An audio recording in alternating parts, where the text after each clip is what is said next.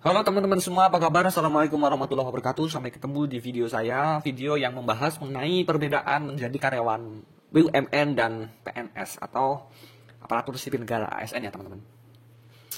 Dan saya lebih menekankan ke realistis ya, menekankan pada gaji atau salary dari BUMN dan PNS ya teman-teman. Dimana kedua ini merupakan pekerjaan yang menjadi idaman banyak orang karena dinilai bekerja di kedua bidang ini, BUMN dan PNS ini dinilai mempunyai banyak keuntungan dan tidak didapatkan di pekerjaan yang lain, di swasta, di startup dan lain itu tidak ada ya teman-teman.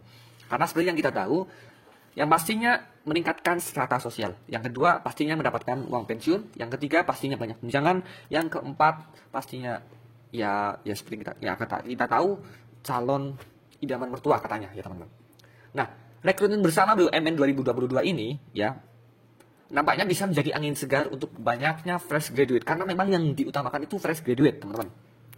Karena ini sejalan dengan program pemerintah untuk melakukan pembaruan sumber daya manusia yang pastinya berkualitas di dalam mendongkrak program Indonesia Maju tahun 2045 ya teman-teman. Pasalnya, banyak lowongan kerja dibuka oleh Kementerian BUMN untuk masyarakat yang ingin berkarir di perusahaan plat merah, diutamakan yang masih muda-muda teman-teman. Selain pekerjaan jangka panjang, bekerja di BUMN menjadi impian dan pilihan ya memang selain jadi ASN tersebut ya teman-teman. Seperti yang tadi saya bilang.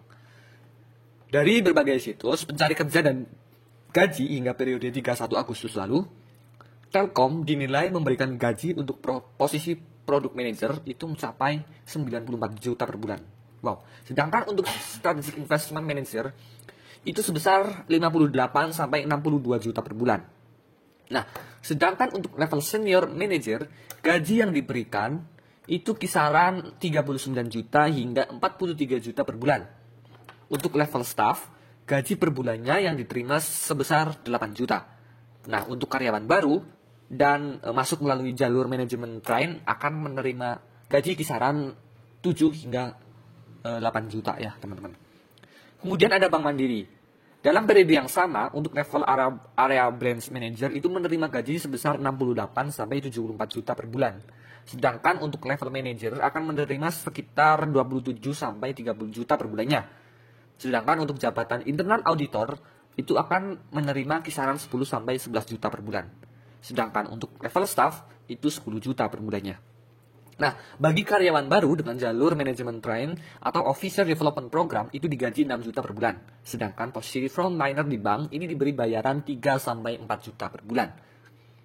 Sementara di Pertamina yang kita tahu itu merupakan salah satu perusahaan paling favorit dan paling besar gajinya, itu dengan beragam posisi di dalamnya, itu mulai dari engineer, kemudian staff, memiliki kisaran gaji yang berbeda pastinya. Nah, sebagai contoh, posisi site engineer itu digaji 30 sampai 33 juta.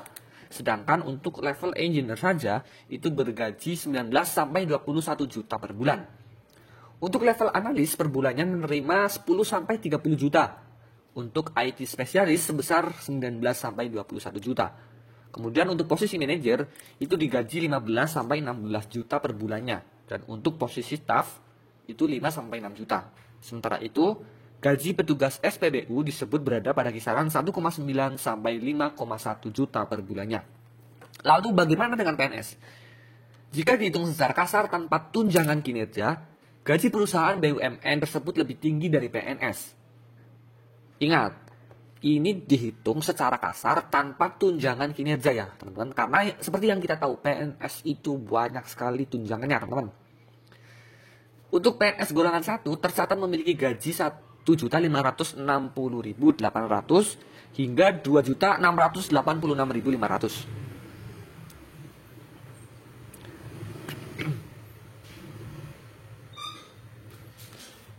Golongan 2 sebesar 2.022.200 hingga 3.820.000. Untuk golongan 3 memiliki gaji sebesar 2.579.400 hingga 4.797.000. Dan golongan 4 sebesar 3.044.300 hingga 5.661.700 per bulan. So, Jadi teman-teman pilih mana? Mau jadi karyawan BUMN atau PNS? Silakan bisa teman-teman tuliskan pendapat masing-masing di kolom komentar. Sampai ketemu di video selanjutnya dan salam.